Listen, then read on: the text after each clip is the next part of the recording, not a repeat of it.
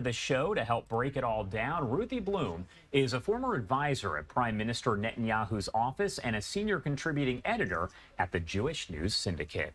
As always, Ruthie, thank you so much for taking the time to join the show and help break everything down. Well, as always, I'm very happy to be here, Josh.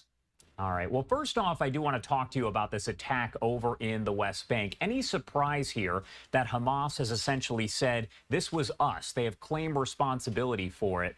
Is that what you would have expected? Well, of course, they're proud of their killing sprees. And it's also a message, you see, in the West Bank, or what I call Judea and Samaria. Hamas is the most popular group, which is why Palestinian Authority leader Mahmoud Abbas hasn't allowed elections in all these years, 16, 17 years or something, because he knows that Hamas will win. Now, he's also from a terrorist faction. He leads one called Fatah. And the West Bank also is filled with Islamic Jihad terrorists. And the point is that that is another front in this seven-front war. Yeah, and we've talked about that so much over the last really several months at this point, as we are more than 400 days into the conflict between Israel and Hamas. I did want to ask you about the Hezbollah situation here. We're talking about the Israel-Hezbollah ceasefire. Both sides have said essentially that there have been some minor violations on both sides. But as of right now, does it appear that that ceasefire is holding, and do you expect that it will hold? Well, I'm very pessimistic about it on the one hand. And on the other, there's a bigger picture to consider, and that is Netanyahu's hinting that he's now going to focus on Iran, and Iran is the head of the snake. If Iran is incapacitated, there is no Hezbollah. So that's an important point. But what I will say about the ceasefire, you said it's between Israel and Hezbollah. It is and it isn't, okay? Because the negotiators, it's really between Israel and Washington, okay? The negotiators were Amos Hochstein from Washington and the Lebanese speaker of the parliament, who was sort of given the right by Hezbollah to negotiate. So, you know, Hezbollah hasn't been directly in the negotiations now. The other thing is that there aren't violations on both sides.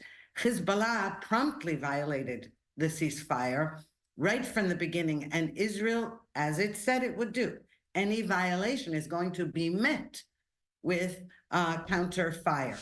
So Israel has not violated the agreement, Hezbollah has. We did hear from Netanyahu. He gave an interview where he basically said that it is going to be a quote-unquote intensive war if Hezbollah does violate this in a big way. So I did want to ask and kind of get your take. Does Israel need permission from anyone to kind of break that ceasefire if it is broken by Hezbollah to kind of end it and attack? Well, you know, there seems to be a dispute about that point, because Netanyahu said, you know, we don't need permission to defend ourselves, right? And the Biden administration said something slightly different, which is if you're going to conduct any aerial strikes, you have to run it by us first. There is a dispute about this, but keep in mind that this ceasefire is a temporary pause for 60 days, during which time Israel is withdrawing its troops, and the Lebanese armed forces are supposed to move down to the border and prevent Hezbollah from reestablishing itself there. And also UNIFIL troops are there to monitor it, which is also a joke. But what is 60 days? After 60 days, President-elect Trump will be in the White House. And that's very significant here, because he has indicated that he's not going to put any kind of pressure on Israel in terms of withholding weapons, and also not to tie Israel's hands where it comes to Iran, where Iran is concerned. You touched on this, but I want to dig a little bit deeper into it because this is a temporary ceasefire, and many people have said, well, it's an end to the war, but it's not. Netanyahu seems to be saying this isn't over. The fight with Hezbollah continues. This is a temporary situation. Yes, and again, Biden has said, no, no, this is the end of the war. This has been an ongoing dispute between Washington and Jerusalem throughout the war. Now, again, it could turn into a permanent ceasefire. Again, it depends what happens with Iran. It depends what happens with Hezbollah. Of course, Hezbollah has already violated the agreement, but aside from that, there's another big problem with this agreement. The document on paper isn't worth the ink that's on it, okay? So the only question is how Israel responds to the necessary violations that, of course, neither the Lebanese army nor UNIFIL for sure are going to prevent or do anything about. And we know that from past experience, okay? So this isn't something new. The document is very similar to UN Security Council Resolution 1701 that ended the second war in Lebanon in 2006. And in those 18 years since then, all that happened was that Hezbollah armed itself with 150,000 rockets, missiles, and drones, and built a tunnel network like that in Gaza. How does, and this has been a question that's been asked by so many people over the last several days and really weeks, but how does this ceasefire between Israel and Hezbollah, and again, you said it's really with Washington, not so much with Hezbollah, but how does it impact the situation over in Gaza? Does it have any sort of effect on the situation playing out between Israel and Hamas? Well, we haven't seen it yet. It's possible that behind the scenes it has. But the effect that it could have, or that Netanyahu hopes it will have, is that Hamas now understands it's totally isolated. It believed in the beginning that Hezbollah was going to rescue it. You see, on October 7th, after the massacre, Hezbollah immediately joined in the fight on October 8th by beginning to launch tons of missiles, rockets, and drones at Israel. But now Hezbollah is basically saying, okay, you're on your own because we've separated or severed the connection between them.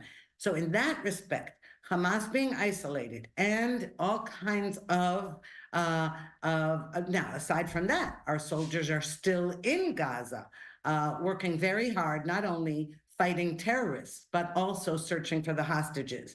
And Netanyahu has offered a $5 million reward for any hostage returned by any family, because the hostages apparently are not only being held in tunnels by terrorists, but in civilian homes, including by UNRWA employees, may I add. So again, there's all kinds of stuff going on that we are not privy to. But Netanyahu seems optimistic that a deal to release the hostages is closer, much closer than it was before. We talk a lot about Hamas, Hezbollah, the Houthis, and Israel fighting on so many different fronts, but those are Iranian proxies. So essentially at this point, is it really a war, a battle between Israel and Iran? Absolutely. Because not only is it a battle between Israel and Iran, but Iran also twice directly attacked Israel, directly launched hundreds of missiles at Israel. So it is literally a fight between Israel and Iran. And keeping in mind that the Iranian people are very disgruntled with the Ayatollah-led regime in the first place, and in the second place, Iran has enriched enough uranium to build nuclear bombs.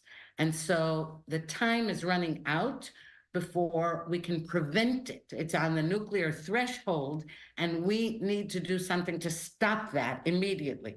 So I believe that this ceasefire in Lebanon is due to Netanyahu's need to focus all attention on the Iranian regime and nukes. All right. Ruthie Blum, as always, thank you so much for joining us here on Live Now from Fox and breaking it all down. Anything else you want to add before I let you go? Yes, well, I'd like to add that what we're seeing right now is really an example of what all those protesters on campuses across the world, and as you know, in America, are screaming about globalizing the Intifada. Well, we're seeing it in action. All right. Ruthie, thank you again for taking the time to be here. Stay safe, and we appreciate it. Thank you so much. And you are taking a live look right now over